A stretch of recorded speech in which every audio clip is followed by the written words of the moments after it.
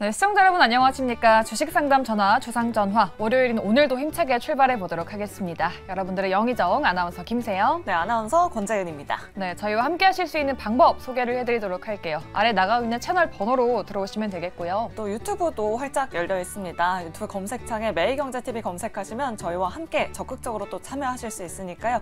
여러분들 많은 관심 부탁드리도록 하겠습니다. 네, 주말을 보내고 온 월요일인 오늘도 시장에 또 파란불을 켰습니다. 맞아요. 그래서 또 많은 시청자분들께서 고민 상담도 도와드려야 될 것 같은데요. 지금 바로 여기로 전화 주시면 되겠습니다. 전화번호는 02-2000-4919번, 02-2000-4919번으로 지금 바로 전화 주시면 되겠고요. 또 전화가 어려우신 분들은 문자 또는 유튜브로 참석하실 수 있습니다. 문자 메시지 샵 2034로 종목명, 매수가, 비중 이렇게 보내주시면 되고요. 또 유튜브 채팅창도 활짝 열려 있으니까요. 고민되시는 종목들 남겨주시면 저희가 친절하고 자세하게 상담 도와드리도록 하겠습니다. 네, 그럼 상담을 도와드리기 전에 오늘 시장의 이슈 그리고 내일장 전략을 또 든든하게 세워봐야겠죠. 여러분들 종목 해결사가 돼줄 네 분 소개해드리도록 할게요. 좌의정에는 손여로 팀장 그리고 조범수 팀장 모셔봤고요. 네, 우의정에는 정태근 이사 그리고 이성웅 차장님 모셔봤습니다. 네 분 어서 오세요. 안녕하십니까. 네, 일단 시장 이슈부터 체크를 해봐야 할 것 같습니다. 네. 오늘 니케이 지수도 2% 넘게 하락했고요. 중국 증시도 일제히 하락했고 우리 국내 증시도 좀 하락세가 컸습니다. 검은 월요일이라고 할 수 있겠네요. 그러니까요. 이 중동발 리스크가 계속해서 이어지고 있는 것 같은데 네. 뭐 강달러가 계속되면서 외국인 투자자들의 이탈이 좀 계속되고 있는 상황이에요. 네. 이런 상황 언제까지 지속될 수 있을지 그리고 이 전쟁 리스크 언제까지 계속될지 정태근 이사님께 한번 여쭤보도록 할게요. 네, 전쟁 리스크를 딱 뭐 오늘 끝난다, 내일 끝난다라고 얘기는 좀 드리긴 힘들고요. 네. 뭐 지금 이스라엘이 어쨌든 가자지구 진입에 대한 의지를 놓지 않고 있는 상황이기 때문에 극적인 타결이 나오기 전까지는 힘들다라고 좀 말씀을 드려야 될 것 같습니다.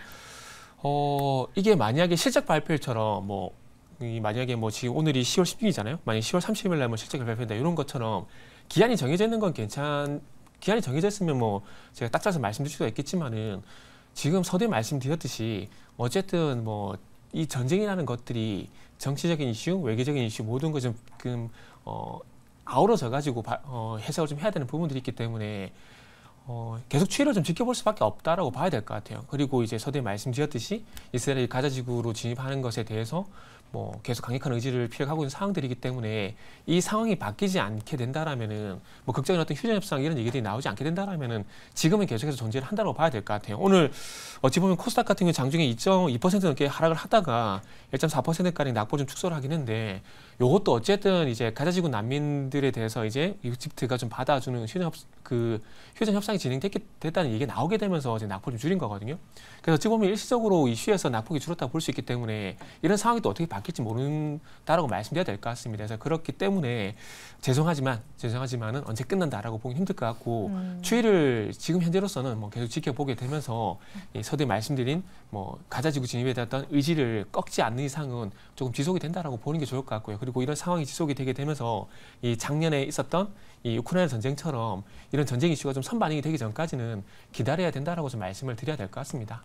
아직까지는 매크로 불확실성이 있어서 네. 조금은 경계심이 좀 남아있는 상태인 것 같아요. 네, 그러니까요. 그런데 또 증권사에서는 올해 지금 이 시점이 네. 주식 비중을 늘릴 마지막 기회이다라는 그런 레포트도 나왔더라고요. 네.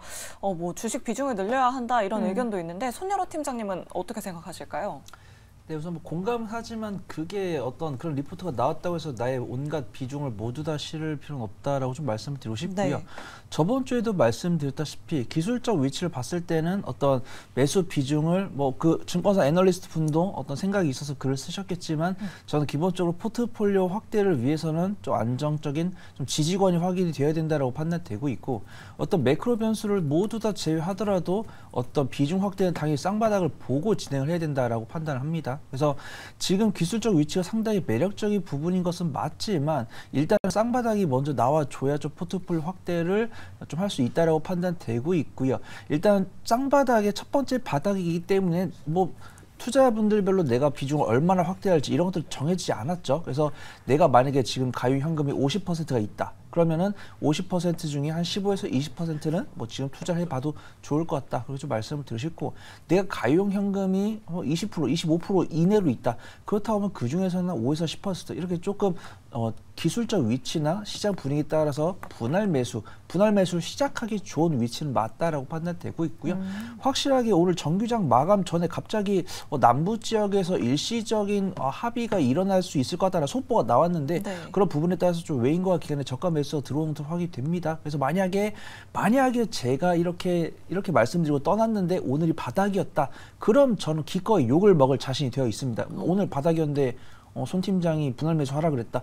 그런 욕은 제가 얼마든지 먹겠습니다. 하지만 오늘 이후로 바닥이 아니고 한 번 더 흔들린다고 하면은 그 두 번째가 오히려 조금 더 비중을 키울 수 있는 기회가 되지 않을까 좀 개인적으로 보고 있습니다. 네, 아직까지는 좀 리스크가 완전히 해소된 건 아니기 때문에 조금은 더 떨어질 때까지 기다려보자라고 네. 이렇게 의견 남겨주셨습니다. 이러한 이슈 때문에 또 웃는 섹터도 있잖아요. 네. 이제 정유주들이 급등세를 연출했는데 팀장님이 말씀하신 대로 좀 합의가 될 것 같다라는 소식이 나오면서 장 막판에 정유주들이 음봉 전환을 했거든요. 맞아요. 뭐 한국석유, 국동유와 같은 종목들이 있는데 우리 조범수 팀장님은 어떻게 보시는지 정유주들의 향방 어떻게 될까요? 오늘 좀 변동성이 진짜 컸어요. 그러니까요. 네. 사실 근데 정유주라고 말씀을 해주셨는데 실질적으로 국내에서 정유주로 판단받는 네스오일 같은 경우에는 큰 변동 없었습니다. 네. 아마 이제 흥구석유나 그런 종목들을 말씀하시는 것 같은데 아마 악재 위주의 좀 테마성 흐름으로 좀 일단은 지켜보셔야 될 것 같습니다. 이제 손 팀장님께서 앞에서 이제 이슈를 짚어주셨는데 이 뉴스 나오고 10분 있다가 또 하마스에서는 우리는 그런 사실 없다. 이스라엘도 그런 사실 없다. 추가적으로 지금 3시 50분쯤에 또 레바논에 근처에서 또 이스라엘 국민들을 또 대피시킨다는 이야기가 나오면서 또 전쟁에 대한 다시 이제 확대에 대한 우려감을 지금 추가적으로 또 이야기가 나오고 있는데요. 정유주 같은 경우에는 어느 정도 이제 겨울철 이제 난방 이제 수요 올라가는 걸 이제 생각하시는 분들도 계실 텐데 네. 한 가지 아쉬운 부분이 정제 마진이 10월 내지는 12월까지 4분기 층에서 석유 화학 제품의 그 수요가 별로 올라오지 않기 때문에 정제 마진이 일단 걸리고 두 번째로는 미국에서도 지금 역대급으로 또 이제 정유 생산을 또 늘리고 있는 구간이다 보니까 정유주들보다는 차라리 투자를 하시고 싶으시다고 하시면은 유가 관련 ETF 상품 쪽으로 찾아보시는 게 좋습니다. 특히나 지금 현재 이스라엘 이 하마스와 이 전쟁 같은 경우에는 유가보다는 천연가스에 일단 집중하셔야지 옳습니다. 천연가스가 일단 직접적으로 이스라엘 근방에 지금 외설이 되어 있는 상황이기 때문에 천연가스 위주로 좀 트레이딩을 계속해서 주목을 해보시고 현재 이벤트가 끝나지는 않아 보이는 모습입니다. 미국의 오늘 바이든 대통령 같은 경우에도 추가적인 이제 확전은 있어서는 안 된다라는 이야기를 지금 강력하게 내포했는데 실상 지금 이스라엘을 가장 많이 원조하는 국가가 미국입니다. 미국이 가장 많이 이스라엘을 원조해 왔고 그렇다 보니까 바이든 대통령의 지금 이제 위치가 흔들리느냐 입지가 흔들리지 않느냐에 지금 고비에 넘어 있는 상황입니다. 어느 정도 일단 시간이 좀 지나봐야지 알겠습니다만 저는 현재 구간을 정말 좋은 구간이라고 생각을 합니다. 현금이 특히나 투자할 때 함에 있어서 현금 자산도 투자의 방식입니다. 현금 자산이 상당히 많으신 분들에게는 지금 기회가 이전에서 앞에 코로나 때와 같이 우크라이나 러시아 전쟁 때와 같이 바이더딥 저가권에서 매수할 수 있는 좋은 기회가 열릴 구간이기 때문에 계속 한번 지금 전쟁 상황 트래킹 추적해 보시면서 저가 매수 시도를 계속해서 노려보시는 게 좋아 보입니다.